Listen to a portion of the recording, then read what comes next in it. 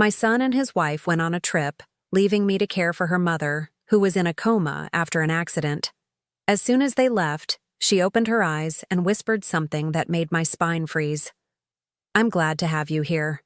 Follow my story until the end and comment the city you're watching from, so I can see how far my story has reached." I never imagined that at 64 years old, I'd discover just how little I really knew about my own son. Grant had always been distant, even as a child, but I told myself that was just his personality.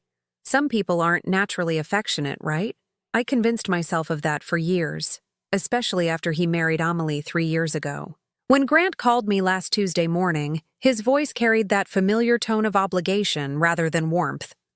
"Mom, Amelie and I need to take an emergency trip to Seattle. Her mother had another episode, and we can't leave her alone." Marianne had been in what the doctors called a vegetative state for 6 months now, ever since the car accident that left her with severe brain trauma. The poor woman just lay there in the hospital bed they'd set up in Grant's guest room, breathing through machines, completely unresponsive to the world around her. "Of course, sweetheart," I heard myself saying, though something in his tone made my stomach tighten. "How long will you be gone?" "Just 4 days, maybe 5. There was a pause. Then he added, "The nurse will come by twice a day to check her vitals and adjust her medications. You just need to be there in case of emergencies." I should have asked more questions. I should have wondered why they couldn't hire a full-time caregiver if Marianne needed constant supervision. But I was so grateful that my son needed me for something, anything, that I ignored the warning bells in my head. Thursday morning, I arrived at Grant's house in Riverside with my small overnight bag. The house always felt cold to me, despite its expensive furnishings and perfect decorating. Amelie greeted me at the door with her usual practiced smile, the one that never quite reached her eyes. "Thank you so much for doing this, Laureen," she said, though her gratitude felt rehearsed. "Mother has been so peaceful lately. The doctors say she's stable, but we just can't risk leaving her alone." Grant appeared behind her, already checking his watch. "Our flight leaves in 3 hours. The nurse, Mrs. Patterson, will be here at 9 a.m. and 6 p.m. every day. Her medications are all labeled in the kitchen." I followed them to the guest room where Marianne lay motionless in the hospital bed. Machines beeped softly around her, monitoring her heart rate and oxygen levels.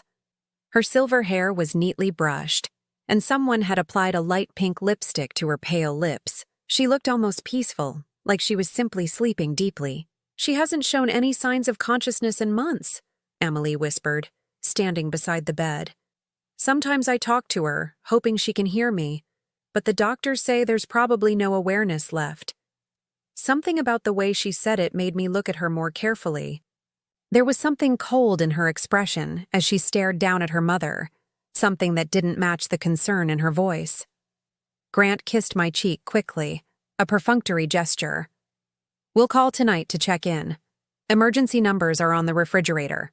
And then they were gone, their designer luggage rolling across the marble foyer, the front door closing with a soft click that somehow sounded final. I stood in the hallway for a moment, listening to the house settle around me. The silence was heavy, broken only by the steady beeping from Marianne's room. I walked back to check on her, adjusting the blanket that had shifted slightly when I leaned over to smooth her hair. That's when it happened. The moment my fingers touched her forehead, Marianne's eyes snapped open. I gasped, stumbling backward, my heart hammering against my ribs. Her blue eyes, clear and alert, locked onto mine with an intensity that made my breath catch in my throat. "Thank God," she whispered, her voice hoarse but unmistakably conscious. I was beginning to think they'd never leave. I felt the blood drain from my face. "Marianne, you're awake?" She struggled to sit up slightly, wincing as she did. "Help me, please. I've been lying still for so long my muscles are cramping." My hands shook as I helped adjust her pillows, my mind racing to process what was happening.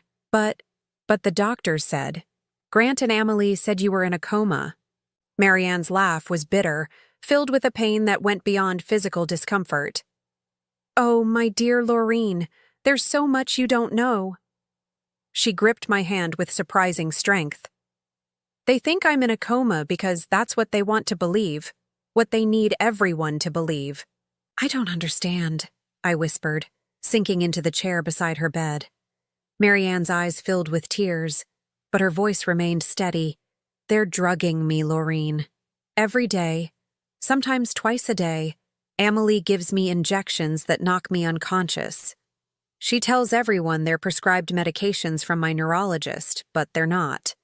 The room seemed to spin around me. That's impossible. Why would they do such a thing? Because, Marianne said, her voice dropping to barely above a whisper, they're stealing everything I own, and they need me unconscious so I can't stop them. I stared at her, my mouth dry, my heart pounding so hard I was sure she could hear it. What do you mean stealing? Marianne closed her eyes for a moment, as if gathering strength. My bank accounts, my investments, my house in Portland.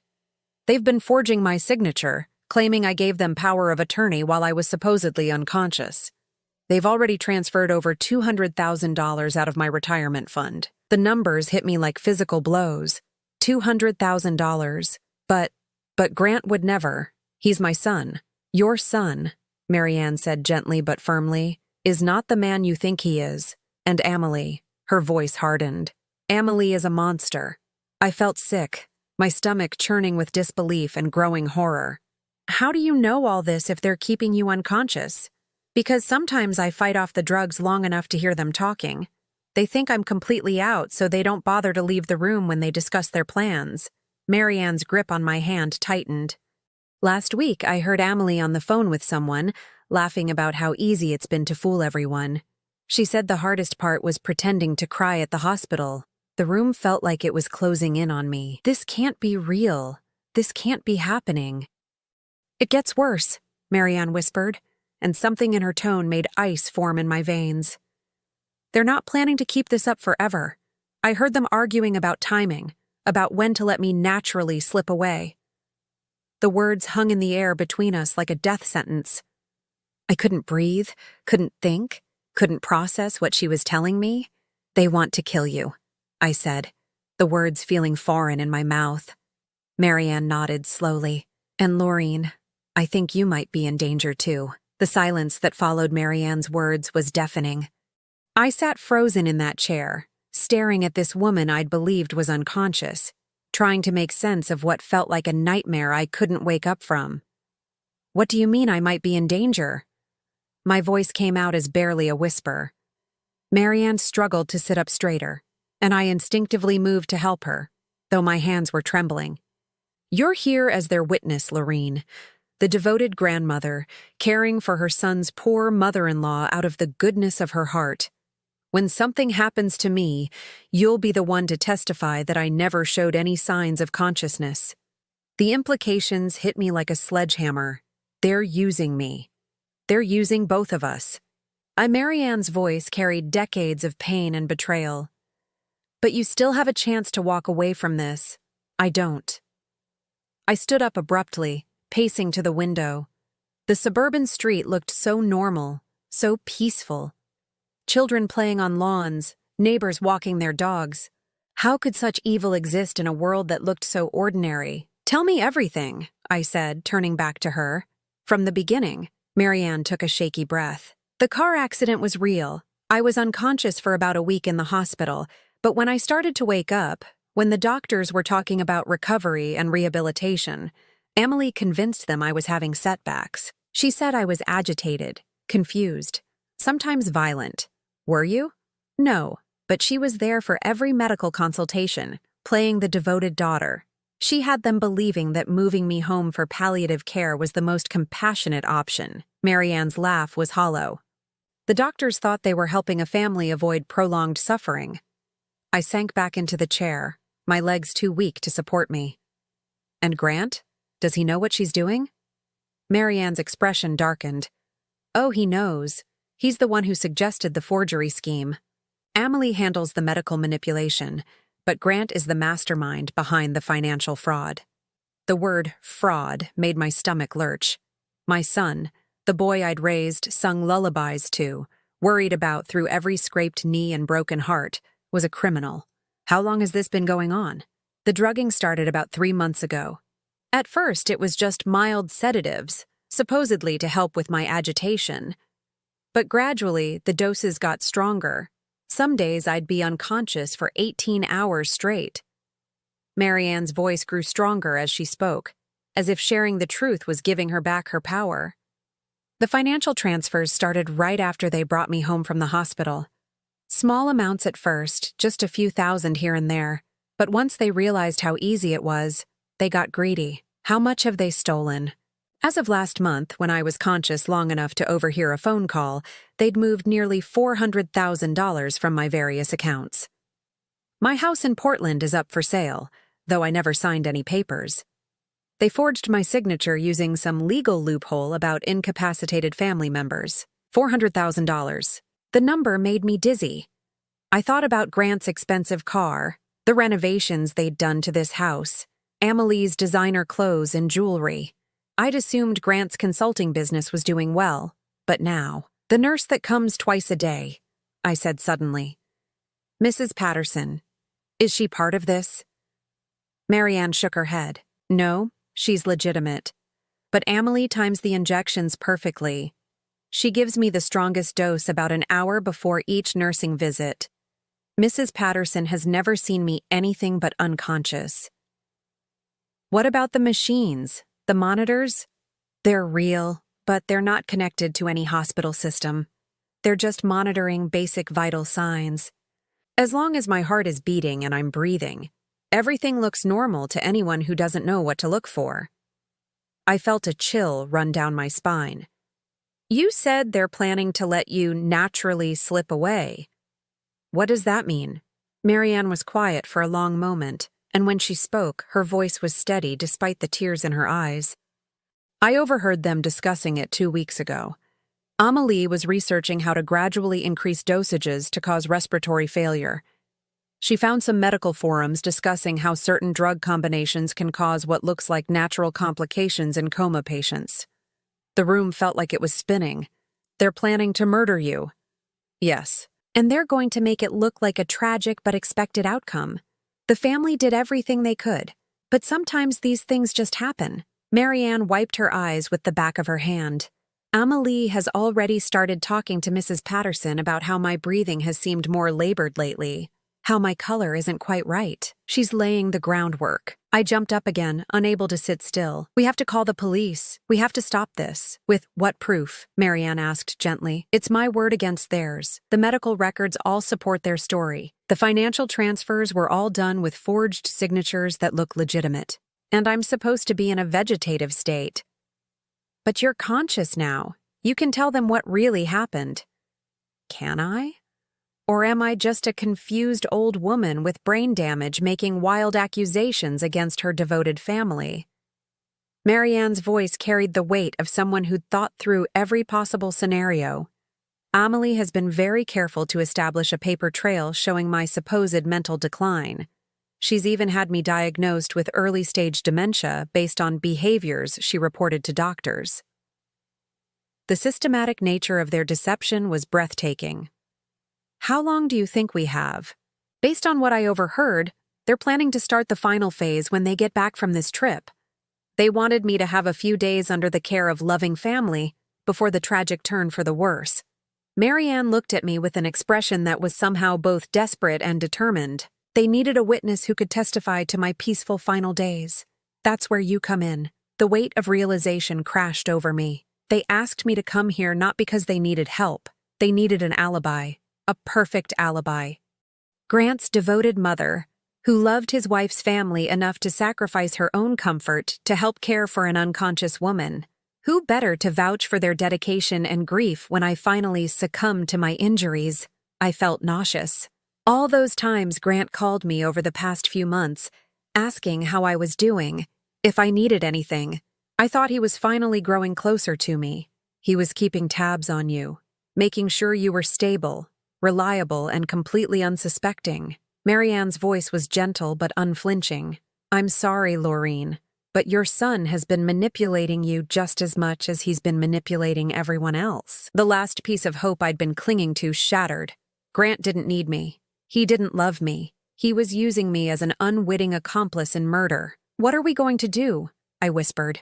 Marianne gripped my hand again, her eyes blazing with a fierce determination I hadn't expected. We're going to beat them at their own game. Over the next several hours, Marianne told me things that made my blood run cold.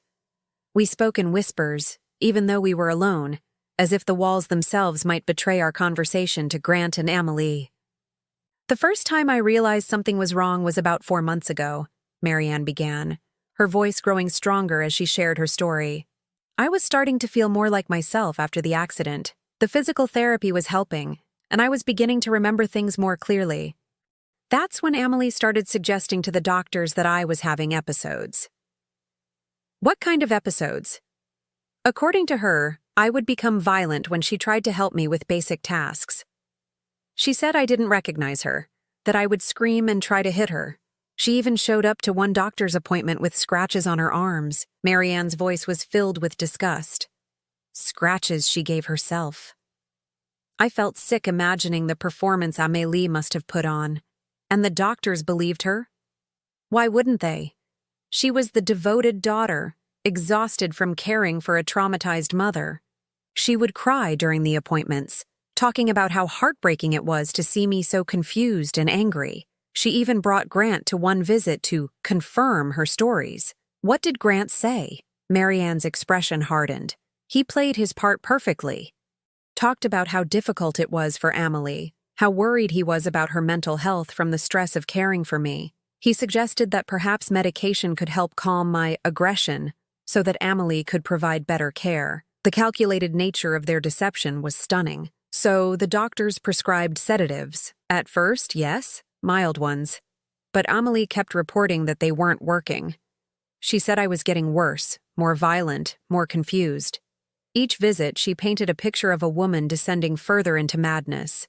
Marianne paused, closing her eyes as if the memory was painful. The doctors started prescribing stronger medications, and that's when Amelie began preparing her own injections. What do you mean? She would show the doctors the prescription bottles, let them see that she was following their instructions, but she was also adding her own concoctions.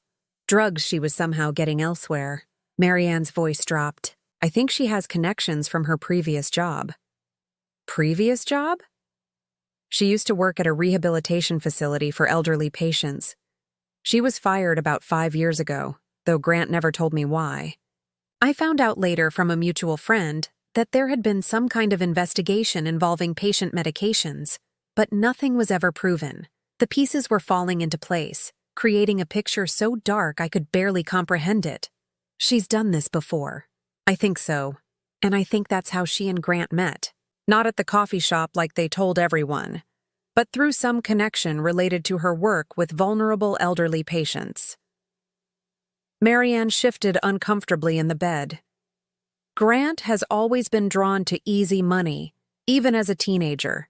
Remember when he got in trouble for selling fake IDs in high school? I did remember, though I'd tried to forget. Grant had been suspended for 2 weeks, and I'd spent hours at the school principal's office, making excuses for his behavior. I thought he'd outgrown that phase. He didn't outgrow anything. He just got better at hiding it.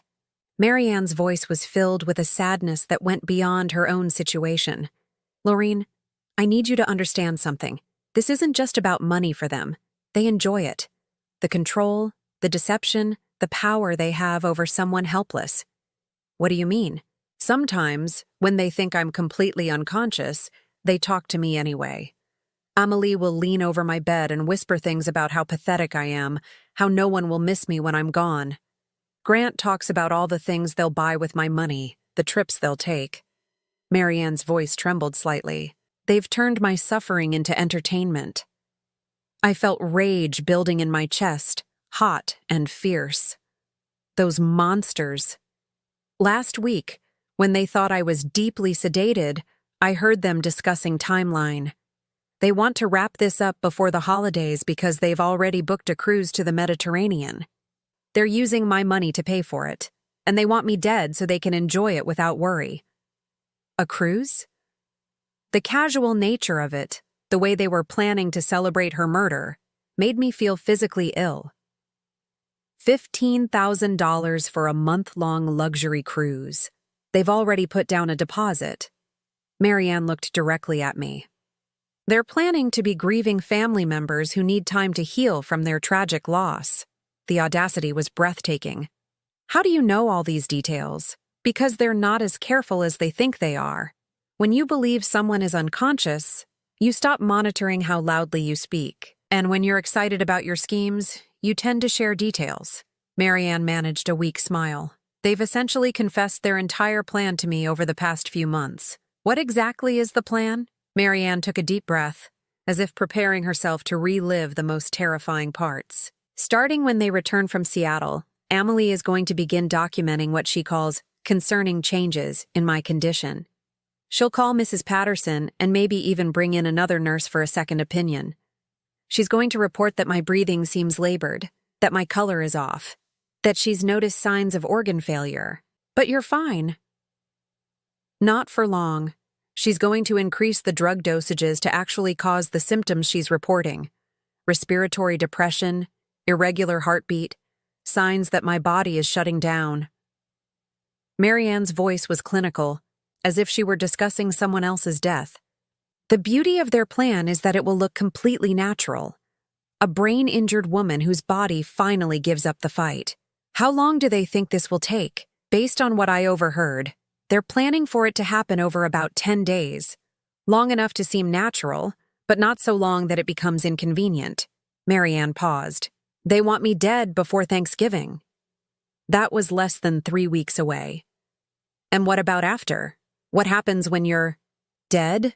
They inherit everything through Amelie's status as my next of kin. The house, the remaining money, my life insurance policy. They've already researched probate laws to make sure there won't be any complications. Marianne's voice grew cold. They've even picked out my burial plot.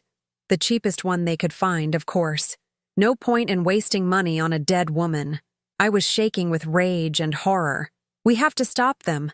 We have to find a way to prove what they're doing. I've been thinking about that for months, Marianne said. The problem is that everything they've done has been very carefully planned. The medical records, the financial documents, even the witnesses who can testify to my supposed condition. It all supports their story. But we know the truth now.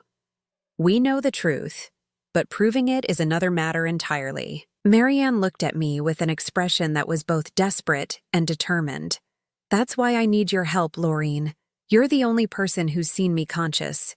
You're the only one who knows what they're really doing. What do you want me to do? Marianne was quiet for a moment, and when she spoke, her voice was stronger than it had been all day. I want you to help me gather evidence, real evidence, the kind that even the best lawyers can't explain away. How? They think they're so clever, but they've made one crucial mistake. Marianne's eyes had a fierce gleam. They trust you completely. Grant believes his sweet, naive mother would never suspect anything.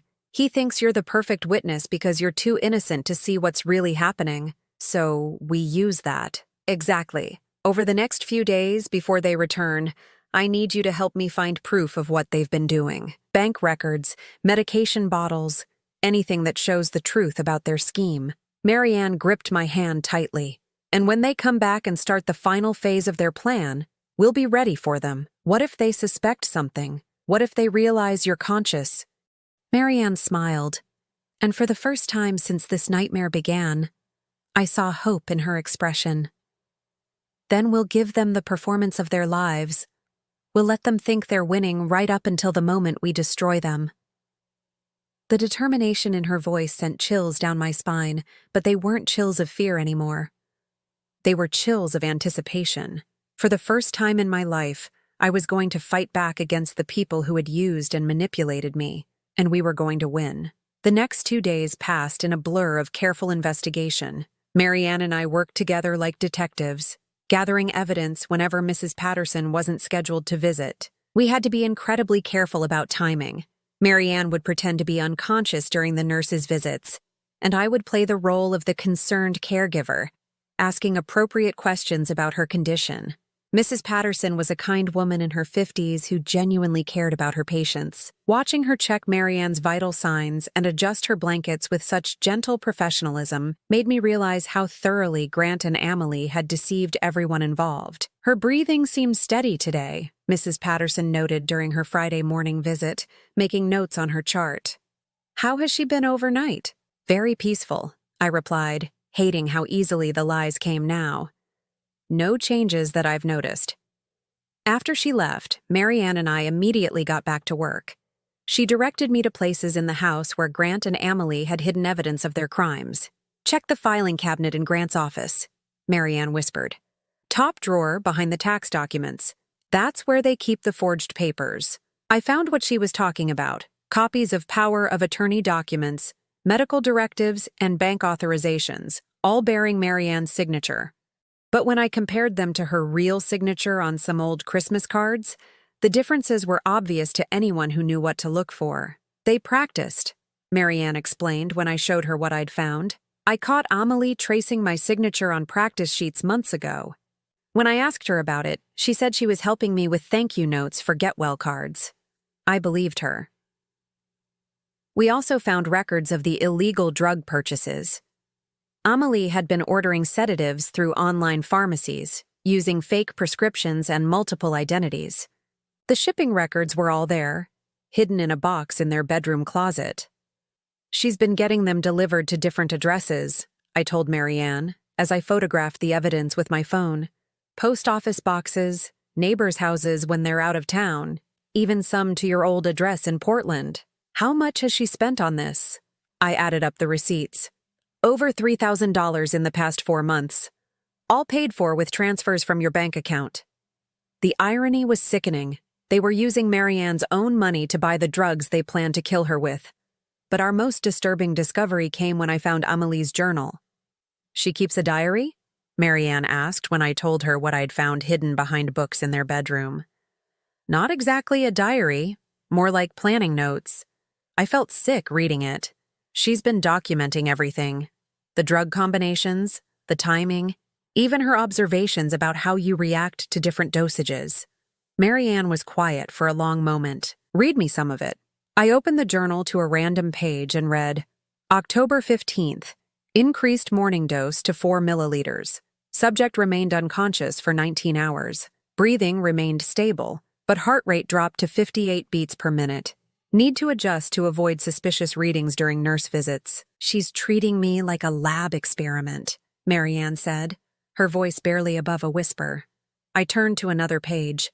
October 22nd. Subject showed signs of awareness around hour 16. Made soft sounds when repositioned.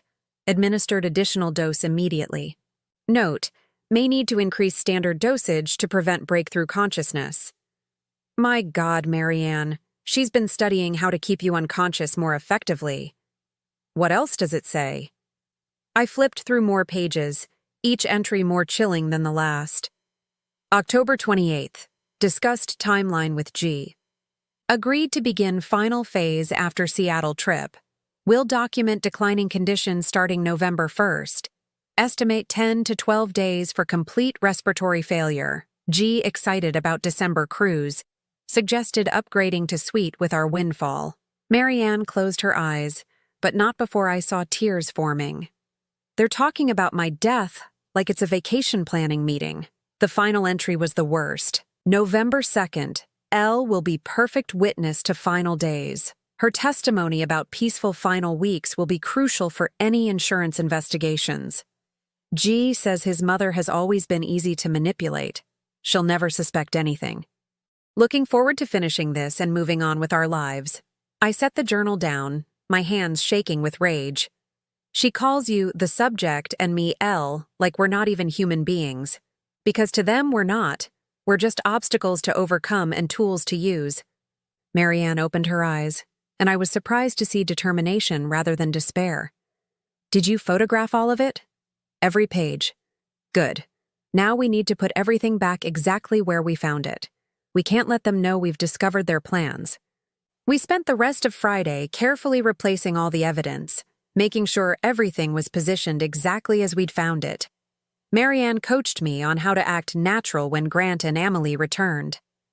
Remember, you've been caring for an unconscious woman for 3 days. You should seem tired, maybe a little overwhelmed. Ask them lots of questions about my condition and what to watch for. Act like the concerned, slightly anxious mother-in-law. Saturday morning, Mrs. Patterson made her usual visit. As she checked Marianne's vitals, she made a comment that sent chills down my spine. "Has anyone else been giving her additional medications?" she asked, studying her charts. "Her heart rate seems a bit slower than usual." My mouth went dry. "Just what's on the schedule you gave me." Mrs. Patterson frowned slightly. Well, these things can fluctuate. I'll make a note for her primary care physician." She looked at me with concern. "How are you holding up, dear? This can't be easy." "I'm managing," I said, though inside I was screaming. She was seeing the effects of Amelie's drugs without realizing what they really were. After she left, Marianne and I discussed what the nurse's observations might mean. "They've been dosing you even when they're not here," I realized. "There must be some kind of delayed release system." "Check the IV bag," Marianne suggested. "Amelie changes it every day before the nurse visits, but she might have added something to this one before they left." I examined the IV setup and found what looked like a small additional chamber attached to the main line, almost invisible unless you knew what to look for. "That's it," Marianne said when I described it to her. "She's been giving me extended doses through the IV. That's why I've been having trouble staying conscious for longer periods. Should I remove it?" "No. If Mrs. Patterson notices a change in my vitals before Grant and Amelie return, it might raise questions we're not ready to answer yet." We were running out of time to prepare. Grant had texted that morning to say their flight was delayed, but they'd be home by Sunday evening. That gave us less than 36 hours to finalize our plan. "What exactly are we going to do when they get back?" I asked. "We're going to let them start their final phase exactly as planned," Marianne said. "But this time we'll be recording everything." Sunday afternoon, my phone rang. Grant's name appeared on the screen, and my heart started pounding. "Hi, sweetheart," I answered, forcing my voice to sound normal. "Mom, change of plans. Our flight got moved up.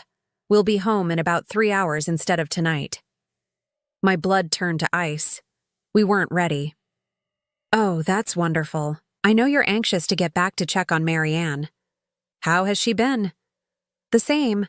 Mrs. Patterson says her vitals are stable. She seems very peaceful." The lies felt like ash in my mouth. "Good. Listen, Mom, I want to prepare you for something." The nurse mentioned that Marianne's condition might start declining soon. These things happen with brain injuries. Sometimes patients seem stable for months, then take a sudden turn for the worse. He was already laying the groundwork, just as Marianne had predicted. "Oh no. What should I watch for?" "Changes in her breathing, her color, things like that. But don't worry, Amelie will know what to do when we get back." "Of course. I'll see you soon." After I hung up, I ran to tell Marianne about the change in plans. 3 hours, she said, her voice steady despite the circumstances. "That's enough time to set up the recording equipment and get everything ready." "Recording equipment?" Marianne smiled. "Did you think I've been lying here helpless for months without making any preparations? There's a box hidden in the basement behind the water heater. Bring it up here." When I found the box, I was amazed at what was inside. A small digital recording device, a tiny camera, and what looked like professional surveillance equipment. "Where did you get all this?" "I ordered it online months ago, when I first realized what they were planning. It took weeks of pretending to be unconscious while packages were delivered, but I managed to hide everything before they found it." Marianne's eyes gleamed with satisfaction. "They think they're so clever, but I've been preparing to destroy them for months." As we quickly set up the hidden camera and recording devices, I felt a mixture of terror and excitement. In just a few hours, Grant and Amelie would walk through that front door, believing they were about to complete their perfect crime. Instead, they were walking into a trap that would expose them for the monsters they really were. "Are you ready for this?" Marianne asked as we heard a car pulling into the driveway. I looked at this brave woman who had endured months of abuse and manipulation, who was about to risk her life to bring her tormentors to justice. "I'm ready." The front door opened, and I heard Amelie's voice calling out cheerfully, "We're home!" The final phase was about to begin. "Lorene, we're back." Amelie's voice carried that same artificial sweetness I'd grown to recognize as a warning sign. I heard their footsteps in the hallway. the rolling of suitcase wheels across the marble floor. Marianne squeezed my hand once, then immediately went limp, her eyes closing as she slipped back into her performance.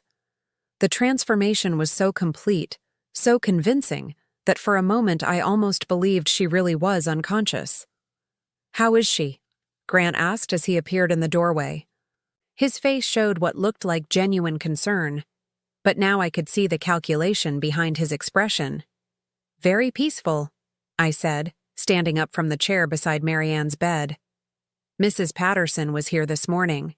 She said her vitals were stable, but mentioned that her heart rate seemed a little slower than usual." I watched Amelie's face carefully as I said this.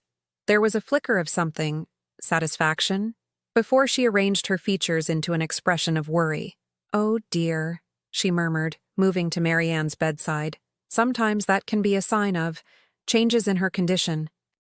She placed her hand on Marianne's forehead with theatrical tenderness. "Poor mother. She's been fighting so hard for so long." Grant moved to stand beside his wife, and for a moment they looked like a devoted couple concerned about their loved one. If I hadn't known the truth, I might have been moved by their apparent grief. "The nurse mentioned that we should watch for any changes," I said carefully. "What exactly should I be looking for?" "Well," Amelie said, still stroking Marianne's hair with fake affection, "with brain injuries like mother's, sometimes patients can take sudden turns for the worse. Their breathing might become labored, their color might change. It's all part of the natural progression of her condition." The way she said natural progression made my skin crawl. She was already preparing the narrative for Marianne's murder. "Is there anything we can do to help her?" I asked, playing my part as the concerned but naive mother-in-law. Grant and Amelie exchanged a look that lasted just a fraction too long. "We just have to keep her comfortable," Grant said.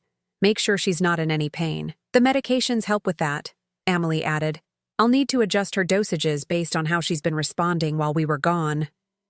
I felt my pulse quicken. This was it. They were about to begin the final phase of their plan. Should I stay to help?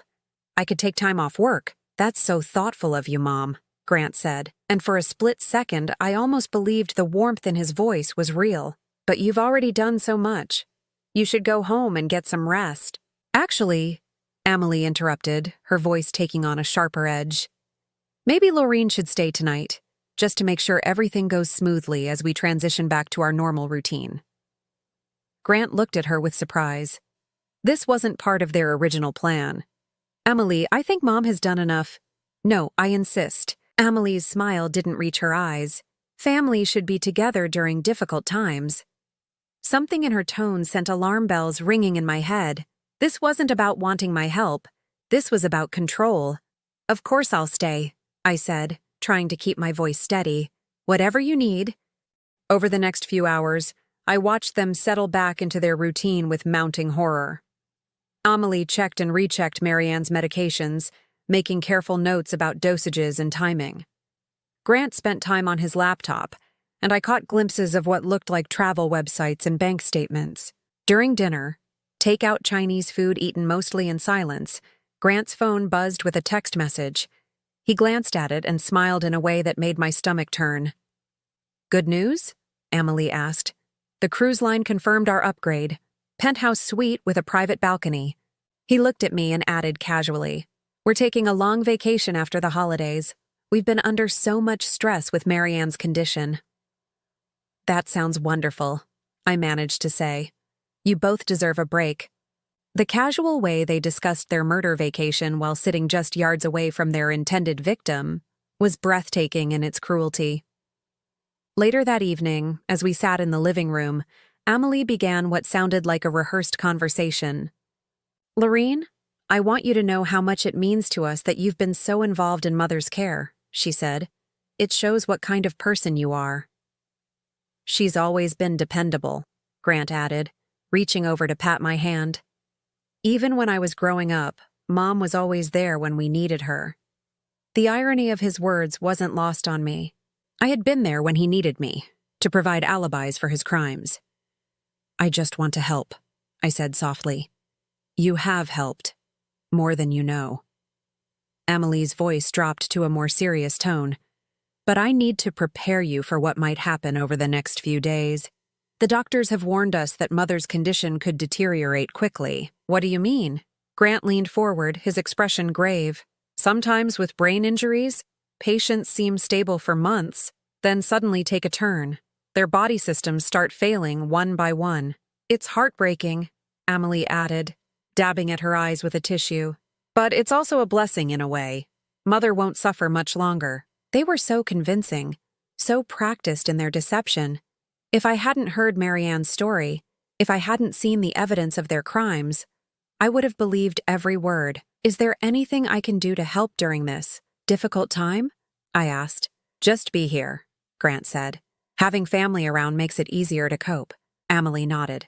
And if anything happens, if Mother takes a sudden turn, we'll need you to help us understand that we did everything we could. There it was. The real reason they wanted me to stay. They needed their witness present for the final act. Around 10 o'clock, Amelie announced it was time to give Marianne her evening medications. This might be a good learning experience for you, Laureen, she said as we walked to Marianne's room, in case you ever need to help with her care again. I watched in horrified fascination as Amelie prepared the injection. She was so casual about it, chatting about the different medications and their purposes while she drew liquid from multiple vials into the syringe. This one is for pain management, she explained, holding up one vial. This is to help with muscle spasms, and this one helps her sleep peacefully. The peaceful sleep medication, I realized, was probably the sedative that would keep Marianne unconscious for the next 18 hours. As Amelie administered the injection, I had to fight the urge to stop her, but we needed them to reveal more of their plan, and Marianne had insisted she could handle whatever they gave her for one more night. How long before it takes effect? I asked. Usually within 15 minutes she'll be deeply asleep, Amelie said, disposing of the needle in a medical waste container. She won't wake up until late tomorrow morning. Grant appeared in the doorway. Everything okay in here? Just fine. Mother should rest comfortably now. Amelie smoothed Marianne's blanket with mock tenderness. Sweet dreams, Mother.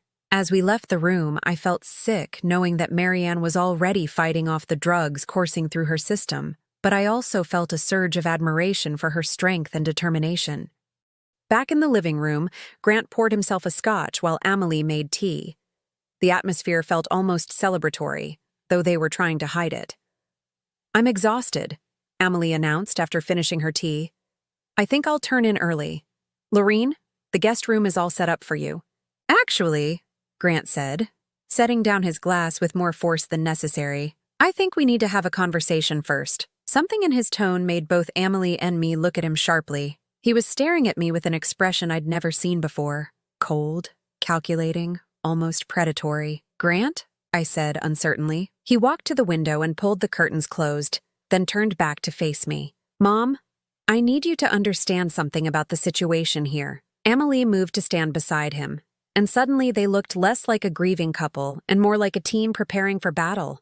What situation? I asked, though my heart was already pounding with dread. The situation with Marianne's condition, Grant said slowly, and your role in what's going to happen over the next few days. I don't understand. Grant and Amelie exchanged another look, and this time I saw something pass between them that made my blood run cold. Mom, Grant said, his voice taking on a tone I remembered from his teenage years when he was about to lie his way out of trouble. Marianne is going to die this week, and you're going to help us make sure no one asks any uncomfortable questions about it. The words hit me like physical blows. Even though I'd known this was their plan, hearing Grant say it so casually, so matter-of-factly, made it real in a way that terrified me. Grant? What are you talking about? Don't play dumb, Mom. It doesn't suit you. His voice was hardening now, losing all pretense of warmth. You've been here for 3 days. You've seen Marianne's condition. When she dies, and she will die very soon, you're going to tell everyone that she went peacefully, surrounded by family who loved her. You're scaring me, I whispered, which wasn't entirely an act. Amelie stepped forward, her mask of sweetness completely gone now. You should be scared, Laureen, because you have a choice to make. You can be part of this family, Or you can be a problem that needs to be solved. What kind of choice? Grant sat down across from me, leaning forward with his elbows on his knees. Here's what's going to happen, Mom. Over the next few days, Marianne's condition is going to deteriorate. Her breathing will become labored, her heart rate will become irregular, and eventually her body will give up the fight. And you're going to be here to witness all of it, Emily added. You're going to see how hard we fight to save her, how devastated we are when we lose her. When the paramedics come, when the police ask routine questions, when the insurance investigators follow up, you're going to tell them exactly what you saw, Grant continued. A loving family doing everything possible for a brain-injured woman who tragically lost her battle. I stared at them, these two people who were calmly explaining how they planned to commit murder and use me as their alibi. And if I don't? The temperature in the room seemed to drop 10 degrees. Mom, Grant said softly, you're 64 years old. You live alone. You don't have much family besides me. Accidents happen to elderly people all the time. The threat was clear, even though he'd wrapped it in gentle language. I felt true fear for the first time since this nightmare began. You wouldn't, I breathed. We really hope we won't have to, Emily said, her voice bright and cheerful again. We much prefer having you as our ally rather than our enemy.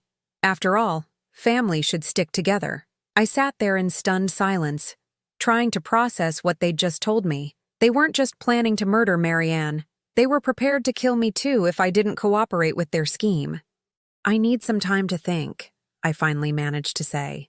Of course you do, Grant said, standing up and walking over to pat my shoulder. The gesture felt like a snake wrapping around my neck. Take all the time you need, but remember, Mom, we start tomorrow morning, and we need to know that you're with us. As I walked to the guest room on shaking legs, I heard them whispering in the living room behind me. I couldn't make out the words, but the tone was unmistakably that of predators discussing their prey. I closed the door and sat on the edge of the bed, my whole body trembling. They had just threatened my life as casually as they might discuss the weather. And tomorrow, they were going to begin murdering Marianne while forcing me to watch and later lie about what I'd witnessed. But what they didn't know, what they couldn't possibly suspect, was that every word of their confession had just been recorded by the hidden devices Marianne and I had planted throughout the house. The trap had been sprung, and they had walked right into it. I barely slept that night. Every sound in the house made me jump, wondering if Grant and Emily had decided I was too much of a risk to keep alive until morning. But as dawn broke through the guest room window, I was still breathing, still alive, and still determined to see their plan through to its conclusion. At 6 a.m., I heard movement in the hallway. Emily was starting her morning routine, checking on Marianne and preparing what she would claim were prescribed medications. I lay still, listening to her soft footsteps and quiet humming, amazed at how normal she could sound while preparing to commit murder. Around 7, Grant knocked softly on my door. Mom, are you awake? I opened the door to find him standing there with a cup of coffee and what looked like genuine concern on his face. The performance was so convincing that for just a moment I almost forgot what he really was. I brought you coffee, he said gently. I know last night was a lot to process. Thank you, I said, accepting the cup with hands that only trembled slightly. Have you thought about what we discussed? I looked into his eyes, my son's eyes, and saw absolutely no trace of the boy I'd raised. Yes. And? I understand what you need from me. The words tasted like poison in my mouth. Grant's face relaxed into what might have been relief. I knew you'd see reason, Mom. Family has to stick together, especially during difficult times. Of course, I said softly. I just want to help. Good. Emily is going to start documenting changes in Marianne's condition today. She might need you to witness some of those changes to confirm what you've observed. I understand. Grant patted my shoulder again, that gesture that now made my skin crawl. You're doing the right thing, Mom. This is what's best for everyone. After he left, I got dressed quickly and made my way to Marianne's room. Emily was there, adjusting IV lines and making notes on a chart. How is she this morning? I asked. I'm concerned, Amelie said, her voice full of practiced worry. Her breathing seems more labored than usual, and her color is off. I think we might be seeing the beginning of the decline the doctors warned us about. I looked at Marianne, lying motionless in the hospital bed. Her breathing did seem slightly more labored, but I knew that was due to whatever drugs Amelie had given her the night before. Should we call Mrs. Patterson? I already did. She's coming by this afternoon to reassess. Amelie made another note on her chart. I also called Dr. Brennan's office to let him know about the changes. Dr. Brennan was Marianne's supposed neurologist, another part of their carefully constructed web of lies. I wondered if he even existed, or if Amelie was managing that deception too. What can I do to help? Just keep watch over her while I prepare her morning medications. If you notice any changes in her breathing or color, let me know immediately. I sat beside Marianne's bed, gently holding her hand. To anyone watching, I looked like a caring family member providing comfort. But I was actually checking for the subtle signs we'd arranged, a slight pressure of her fingers to let me know she was conscious and alert inside her chemically induced prison. The pressure came, barely perceptible, but definitely there. Marianne was awake, aware, and ready. Over the next few hours, Amelie orchestrated what could only be called a masterpiece of deception. She documented declining vital signs, noted changes in Marianne's breathing patterns, and called in concerned reports to medical professionals who existed only in her imagination. I'm worried about fluid in her lungs, she told someone on the phone, supposedly Dr. Brennan's nurse. Yes, I know it's a common complication with prolonged bed rest. Should we increase the respiratory therapy? Grant played his part perfectly too, acting like a devoted son-in-law struggling with the impending loss of his wife's mother. He made tearful phone calls to imaginary relatives, updating them on Marianne's deteriorating condition. I think we should prepare ourselves, he told me around lunchtime. Amelie thinks it might happen within the next 24 to 48 hours. So soon? I managed to gasp, playing my role as the shocked family member. These things can progress very quickly once they start, he said, reaching over to squeeze my hand, but at least she won't suffer much longer. Mrs. Patterson arrived as scheduled at 2 p.m. I watched nervously as she examined Marianne, wondering if she would notice anything suspicious about the supposed deterioration. Her oxygen saturation is lower than I'd like to see, she said, frowning at her equipment, and her heart rate is more irregular. These can be signs of organ stress. What does that mean? I asked, though I already knew she was observing the effects of Amelie's drugs. It could mean her body is starting to shut down, Mrs. Patterson said gently. I'll need to call Dr. Brennan and see if he wants to adjust her care plan. After she left, Amelie seemed pleased with how the visit had gone. See how it works? She said to me quietly. The nurse is documenting everything. When this is over, there will be a clear medical trail showing natural progression of her condition. That evening, as we sat down for what I knew would be our last family dinner, Grant opened a bottle of wine to celebrate what he called getting through a difficult day. To family, he said, raising his glass. To family, Amelie echoed. To family, I repeated, though the word felt hollow in my mouth. As we ate, they continued to discuss their plans with the casual cruelty I'd come to expect. The cruise, the house they wanted to buy with Marianne's money, the new car Amelie had picked out. We're thinking of moving to Florida after everything settles down, Grant said. Fresh start, you know. Too many sad memories here. What about me? I asked, playing into their assumption that I would be part of their ongoing deception.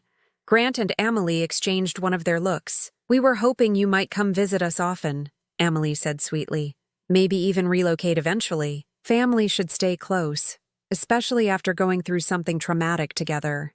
They wanted to keep me close where they could monitor me, make sure I never decided to tell the truth about what I'd witnessed. That sounds wonderful, I said, smiling at them both. Around 9 p.m., Amelie announced it was time for Marianne's evening medications. "This might be the last dose we give her," she said quietly. "I'm going to increase the respiratory suppressants. If her body is already struggling, this should ease her transition." Transition, such a gentle word for murder. I followed them to Marianne's room and watched as Amelie prepared what I knew was a lethal cocktail of drugs. She was more careful this time, measuring precise amounts and making detailed notes about dosages. "This is a merciful thing we're doing," she said as she drew the mixture into a syringe. "She's already gone, really. We're just helping her body catch up to what her mind already knows." Grant nodded solemnly. It's what she would have wanted. As Amelie moved toward Marianne's IV line with the syringe, I felt my heart pounding so hard I was sure they could hear it. This was the moment we'd been waiting for, the final proof of their intent to commit murder. "Wait," I said suddenly. They both turned to look at me, Amelie's hand frozen halfway to the IV port. "I want to say goodbye first," I said, moving to Marianne's bedside. In case she doesn't wake up." "Of course," Grant said softly. "Take your time, Mom." I leaned over Marianne, pretending to whisper final words of comfort, but what I actually whispered was, "Now." Marianne's eyes snapped open.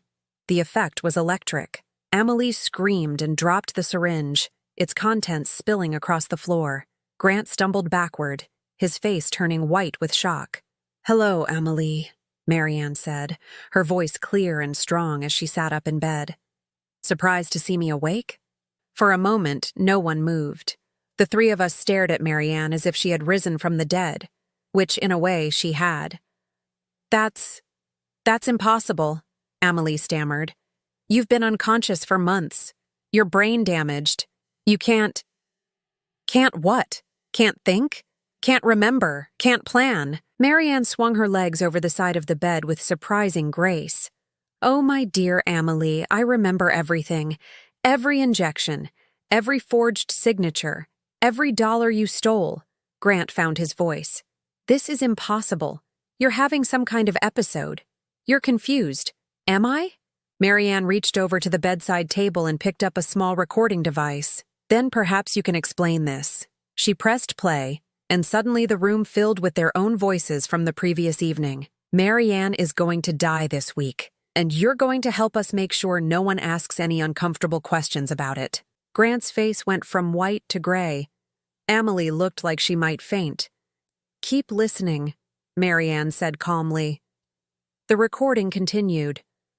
"Over the next few days, Marianne's condition is going to deteriorate. Her breathing will become labored, her heart rate will become irregular, and eventually her body will give up the fight." "You recorded us," Amelie whispered. "For months," Marianne confirmed. "Every confession, every plan, every casual discussion about my murder. Did you really think I would just lie there helplessly while you destroyed my life?" Grant lunged toward her, but Marianne held up her hand. "I wouldn't do that if I were you. You see, those recordings are already in the hands of the police, the FBI, and the district attorney's office. They've been watching this house since yesterday afternoon."